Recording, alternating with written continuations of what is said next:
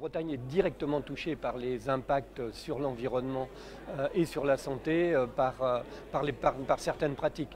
Donc en Bretagne, il y a aussi l'industrie agroalimentaire, il y a aussi l'industrie de l'aliment, donc Triskalia.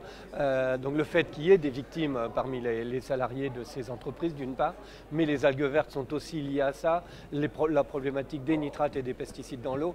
Donc la Bretagne est aux premières loges et c'est le résultat de l'histoire sans montrer qui que ce soit du doigt. Maintenant, il est temps d'être lucide là-dessus, de prendre les mesures qui conviennent et de faire en sorte que le virage de la transition agricole et alimentaire se fasse. Donc les pesticides, on est toujours au premier rang européen, troisième rang mondial. Triste podium. Donc les moyennes, on a dû vous le dire dans la journée, je pense qu'on peut passer là-dessus. Et en bas, 5 à 10% des utilisations de pesticides se font dans les zones non agricoles, on va en parler tout à l'heure. Donc, moi qui suis issu du milieu agricole, j'ai grandi dans une ferme parce que mes parents étaient paysans, j'ai toujours été très sensibilisé à cela. Et ce qui fait que dès que je suis rentré au Sénat, il y a une mission d'information sur les pesticides et leur impact sur la santé et sur l'environnement qui a été mise en place. J'y ai adhéré, 6 mois de travail très approfondi. Et pour moi qui étais déjà sensibilisé à ces sujets, ça m'a permis de me rendre compte avec des arguments scientifiques de l'impact. Ça allait bien plus loin que ce que je ne pouvais imaginer.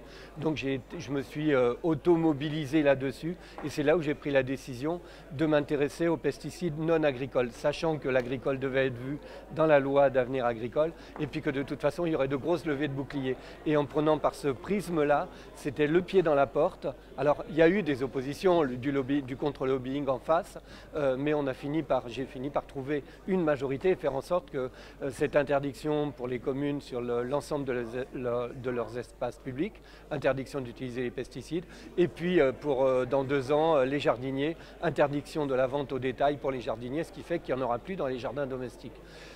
Voilà, alors c'est une petite proposition de loi, mais qui a valeur de pied dans la porte, comme je le disais, pour faire en sorte que ce sont les mêmes molécules qui sont utilisées en agriculture, et bien qu'on avance vers à la fois les interdictions et à la fois vers les alternatives pour reconnaître et soutenir les méthodes agricoles qui sont respectueuses et de la santé et des équilibres environnementaux.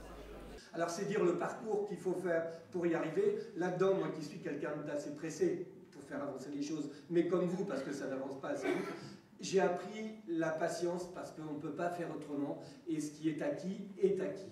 Voilà, alors les deux articles de la loi, un qui interdit sur les espaces publics des communes et l'autre qui interdit la vente au détail pour les jardins domestiques, ce qui fait que chaque jardinier ne pourra plus à partir du 1er janvier 2019 acheter ces produits-là. Et d'ailleurs, au 1er janvier 2017, ils seront vendus sous condition de conseils et autres. Voilà pour cette petite proposition de loi, parce qu'elle est toute petite.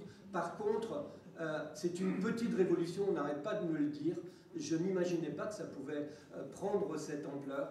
Retrouver tous ces gens qui sont mobilisés par rapport aux sujets sur lesquels je travaille, les modèles que je défends, de savoir qu'il y a cette mobilisation. Alors c'est ce qu'on appelle la société civile organisée, Eau et Rivières de Bretagne en fait partie, Phyto-Vie Victime en fait partie, et se fédérer pour avoir une parole unique qui est beaucoup plus forte, et qu'ensuite, comme c'est concentré, je pense que la presse a été là dans la journée, que justement la presse en face État également, de telle sorte que ça pollinise, j'aime bien ce mot-là, ça pollinise la population et ça pousse à l'insurrection des consciences que prône Pierre Rabhi.